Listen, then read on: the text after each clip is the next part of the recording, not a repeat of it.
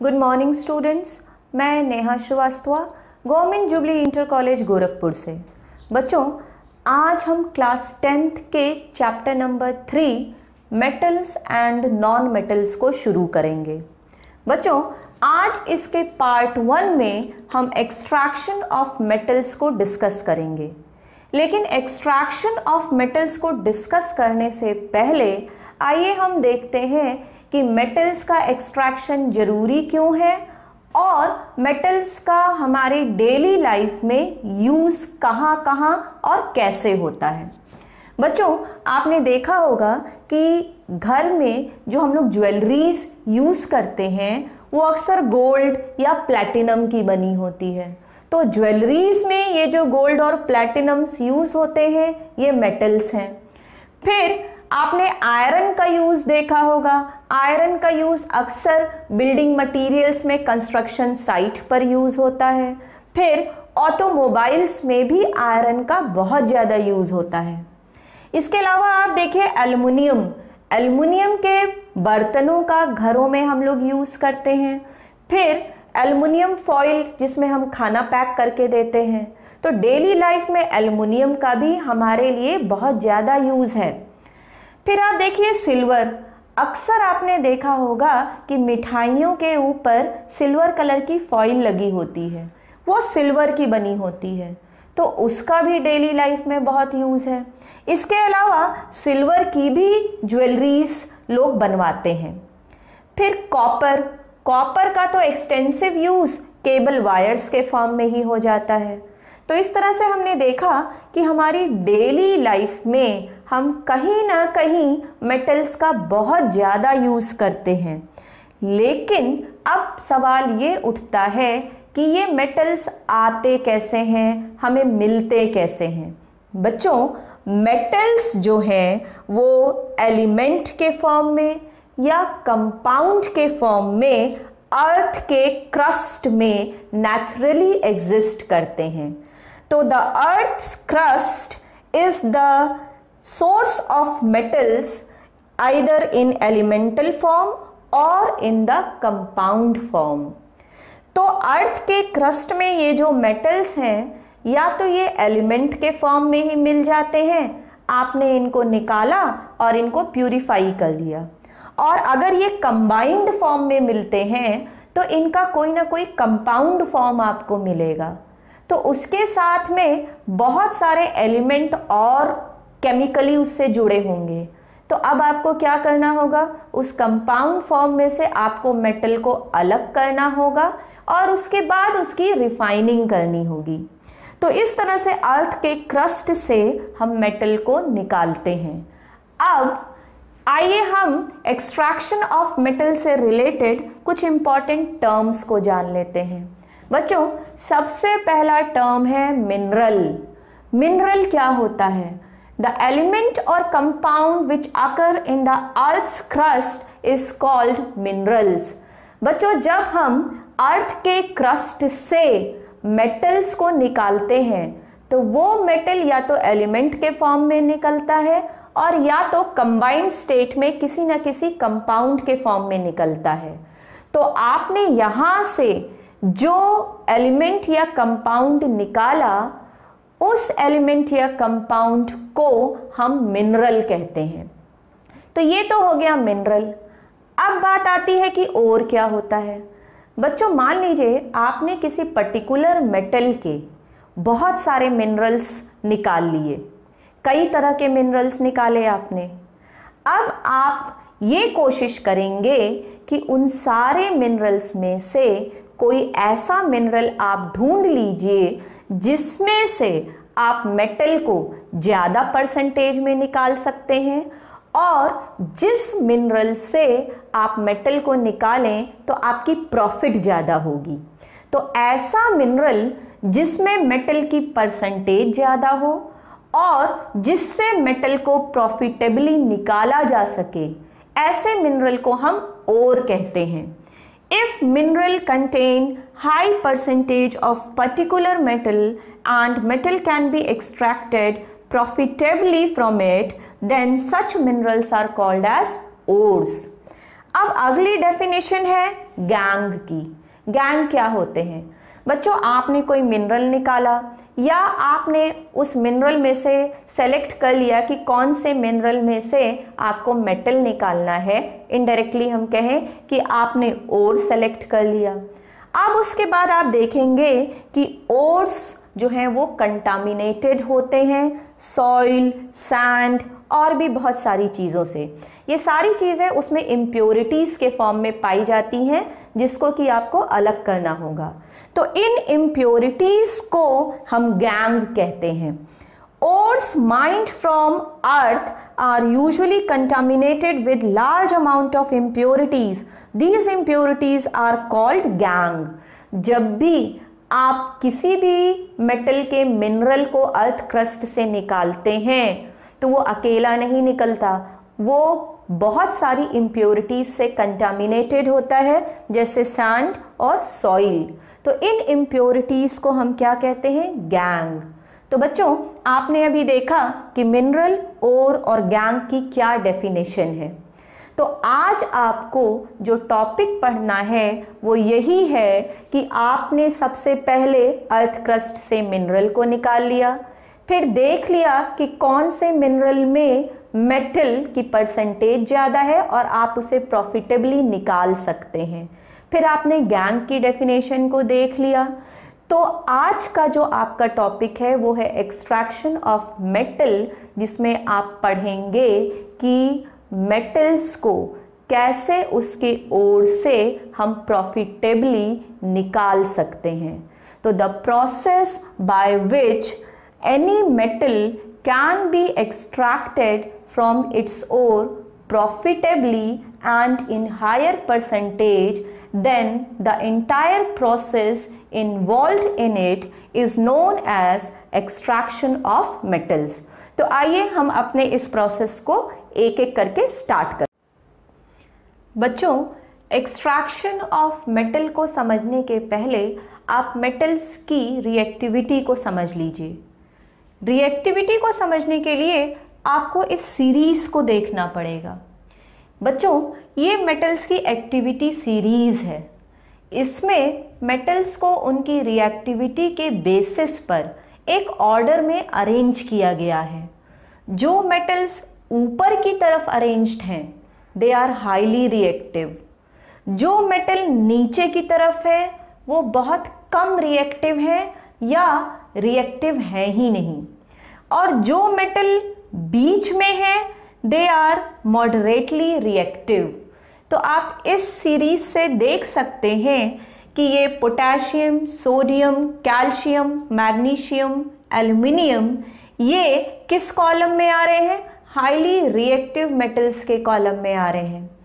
फिर आप देखिए जिंक, आयरन, लेड, कॉपर ये आ रहे हैं मॉडरेटली रिएक्टिव वाले कॉलम में, और फिर मरकरी, सिल्वर, गोल्ड ये बहुत कम रिएक्टिव मेटल्स हैं। तो बच्चों, ये सीरीज आपको जानने की ज़रूरत इसलिए थी क्योंकि इस सीरीज की हेल्प से ही हम एक्सट्रैक्शन ऑफ मेटल को समझ सकते हैं। क्योंकि जो मेटल्स हाईली रिएक्टिव हैं उनको एक पर्टिकुलर मेथड से एक्सट्रैक्ट किया जाता है, जो मॉडरेटली रिएक्टिव हैं उनका मेथड अलग होगा, और जो लीस्ट रिएक्टिव हैं उनका मेथड अलग रहता है। तो अब हम शुरू करते हैं अपना टॉपिक एक्सट्रैक्शन ऑफ मेटल। बच्चों, जब आपने अपने मिनरल्स में से ओर को सेलेक्ट कर लिया कि कौन सा वाला मिनरल ऐसा है जो आपको ज़्यादा परसेंटेज में मेटल देगा और उससे आपकी प्रॉफिट ज़्यादा होगी, तो उस मिनरल को हम ओर कहते हैं। तो उस ओर को अब हमें क्या करना है? अब हमें कंसंट्रेशन ऑफ ओर नाम के प्रोसेस को फॉलो करना है। इसमें हम क्या करते हैं बच्चों? कंसंट्रेशन ऑफ ओर में हम एक एक करके जो कंटामिनेटेड इम्प्योरिटीज थी उनको रिमूव करते जाते हैं, और फाइनली लास्ट में हम रिफाइन करके प्योर मेटल को एक्सट्रैक्ट कर लेते हैं। आप देखिए यहाँ पे सबसे पहले हम लेस रिएक्टिव मेटल्स के बारे में पढ़ेंगे। बच्चों, जो आपके लेस रिएक्टिव मेटल्स होंगे वो आपको या तो मेटल ऑक्साइड के फॉर्म में मिलेंगे या कभी कभी सल्फाइड ओर्स के फॉर्म में भी मिलेंगे। तो अब हमें इसके आगे क्या करना होगा? आप देखिए, अगर आपको less reactive metals metal oxide के फॉर्म में मिलते हैं तो इनकी ऑक्सीजन के लिए एफिनिटी बहुत कम होती है। आप इनको बड़ी ही आसानी से हीट करेंगे तो मेटल से ऑक्सीजन अलग हो जाएगा। आप यहाँ पर देखिए, यहाँ पर हमने माना कि ये MO it is representing metallic oxide. ये बहुत ही कम रिएक्टिव मेटल का मेटेलिक ऑक्साइड है। इसको जब आपने डायरेक्टली हीट किया तो मेटल से ऑक्सीजन अलग हो गया।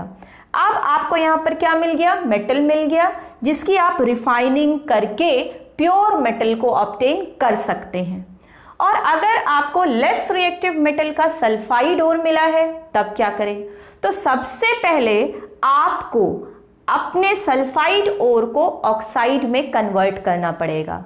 बच्चों, यहाँ पर एक बात का ध्यान रखिएगा कि आपको मेटल अलग अलग फॉर्म में मिलेगा, अलग अलग कंबाइंड फॉर्म में। जैसे वो कार्बोनेट के फॉर्म में मिल सकता है, सल्फाइड के फॉर्म में मिल सकता है।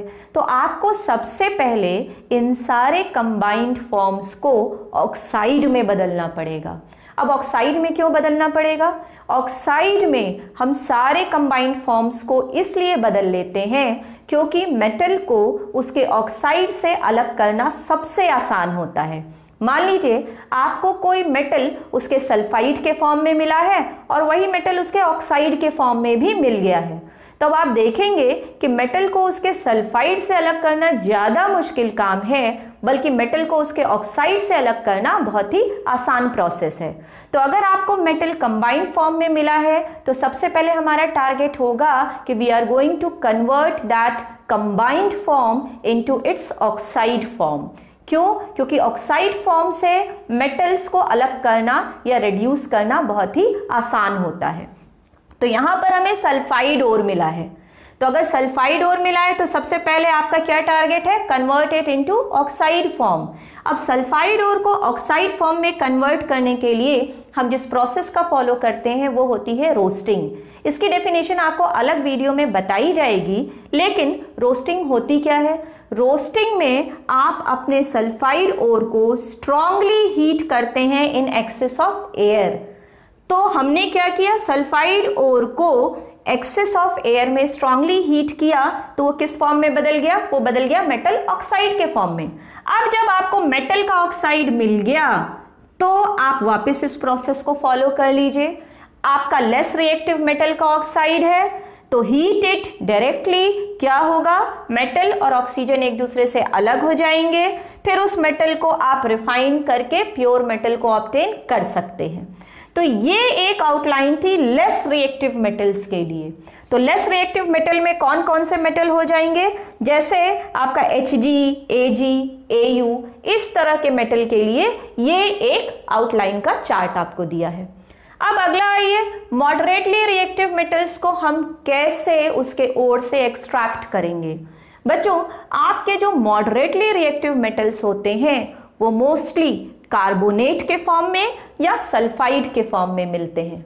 तो हमें क्या करना है? हमें कार्बोनेट और सल्फाइड फॉर्म को उसके ऑक्साइड फॉर्म में कन्वर्ट कर लेना है, क्योंकि ऑक्साइड फॉर्म से मेटल को रिड्यूस करना बहुत ही आसान होता है। तो हम क्या करें? पहले कार्बोनेट फॉर्म को देख लेते हैं कि ऑक्साइड फॉर्म में कैसे बदलते हैं। तो बच्चों, आपका जो कार्बोनेट ओर है उसका हम कैल्सिनेशन कराते हैं तो वो ऑक्साइड फॉर्म में बदल जाता है। Now what is this calcination? Calcination में भी हम कार्बोनेट ओर को स्ट्रांगली हीट करते हैं, but in limited air. Limited air में जब आप अपने कार्बोनेट ओर को स्ट्रांगली हीट करेंगे तो वो ऑक्साइड फॉर्म में बदल जाएगा। तो यहां पर आ गया आपका oxide form of given metal. अब आप देख लीजिए सल्फाइड ओर के साथ आपको क्या करना है। यहां पर बताया गया था कि अगर सल्फाइड ओर है तो आप अपने सल्फाइड ओर को स्ट्रांगली हीट करिए, but in excess of air वो किस में बदल जाएगा, वो बदल जाएगा ऑक्साइड ऑफ मेटल में। तो सल्फाइड ओर को जब हम स्ट्रांगली हीट करते हैं in excess of air then it is called as roasting, और कार्बोनेट ओर को जब हम स्ट्रांगली हीट करते हैं in limited air then it is called as calcination. तो कैल्सिनेशन और रोस्टिंग के बाद आपका मॉडरेटली रिएक्टिव मेटल किस में बदल जाता है, ऑक्साइड्स में बदल जाता है। अब आप क्या करेंगे, अब आप इस ऑक्साइड को रिड्यूस कराएंगे। रिड्यूस कराने के लिए आप कार्बन का यूज कर सकते हैं। आप अपने मेटल ऑक्साइड को जब कार्बन से रिएक्ट कराएंगे तो वो कार्बन मोनोऑक्साइड बनाएगा और मेटल रिड्यूस होकर के अलग निकल जाएगा। तो अब आपको जो मेटल मिलेगा उसको आप रिफाइन करके प्योर मेटल को ऑब्टेन कर सकते हैं। बच्चों यहां पर अब एक क्वेश्चन अराइज होता है, ऑक्साइड यहां भी मिला था जिसको हमने डायरेक्टली हीट करके मेटल को ऑब्टेन किया, तो जब ऑक्साइड यहां भी मिला है तो क्या उसको हम डायरेक्टली हीट नहीं कर सकते? अगर आप इस ऑक्साइड को डायरेक्टली हीट करेंगे तो आपको मेटल नहीं मिलेगा। क्यों नहीं मिलेगा? इसलिए नहीं मिलेगा क्योंकि ऑक्सीजन के लिए मॉडरेटली रिएक्टिव मेटल्स की एफिनिटी ज़्यादा होती है। डायरेक्ट हीट करके उनसे ऑक्सीजन को अलग नहीं किया जा सकता, जबकि जो बहुत कम रिएक्टिव मेटल होते हैं उनकी ऑक्सीजन के लिए एफिनिटी कम होती है। आसानी से आप हीट करके मेटल और ऑक्सीजन को अलग कर सकते हैं। यहाँ पर एफिनिटी ज़्यादा होने की वजह से आप हीट करेंगे तो मेटल और ऑक्सीजन अलग नहीं होंगे, इसीलिए हम किसकी हेल्प ले रहे हैं, हम कार्बन की हेल्प ले सकते हैं यहाँ पर।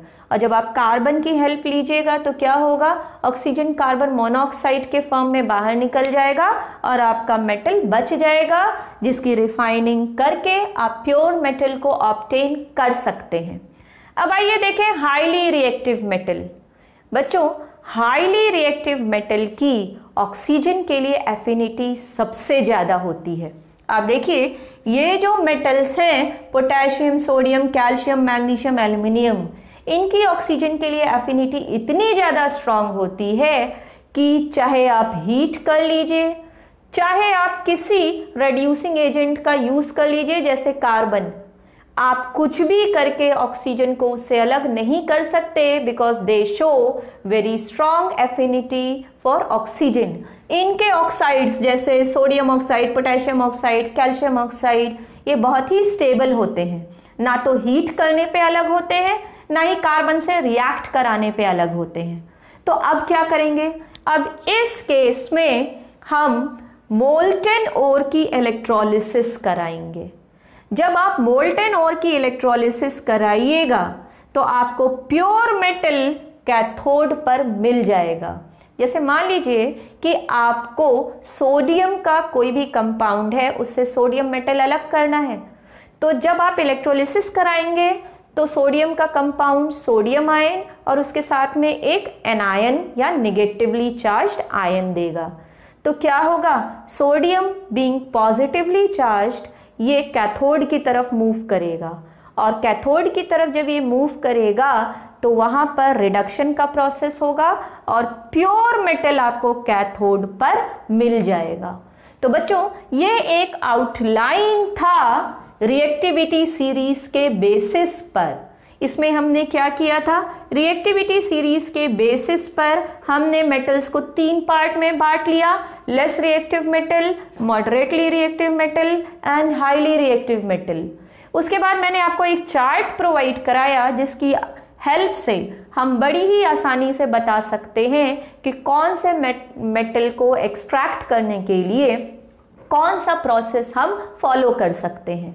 जैसे मान लीजिए कि आपको मैंने बोला कि अगर आपको जिंक को एक्सट्रैक्ट करना है, तो अगर आपको जिंक को एक्सट्रैक्ट करना है तो आपको पता है ना ही ये हाईली रिएक्टिव है ना ही ये लेस रिएक्टिव है, तो ना आप इस प्रोसेस को फॉलो करेंगे ना आप इस प्रोसेस को फॉलो करेंगे। आप आएंगे इधर, अगर जिंक है, जिंक कार्बोनेट का ओर है, तो आप कैल्सिनेशन कराइए, कैल्सिनेशन के बाद में उसका कार्बन से रिडक्शन करा दीजिए। अगर जिंक सल्फाइड का ओर है तो आप रोस्टिंग कराइए और रोस्टिंग के बाद में उसका कार्बन से रिडक्शन करा दीजिए।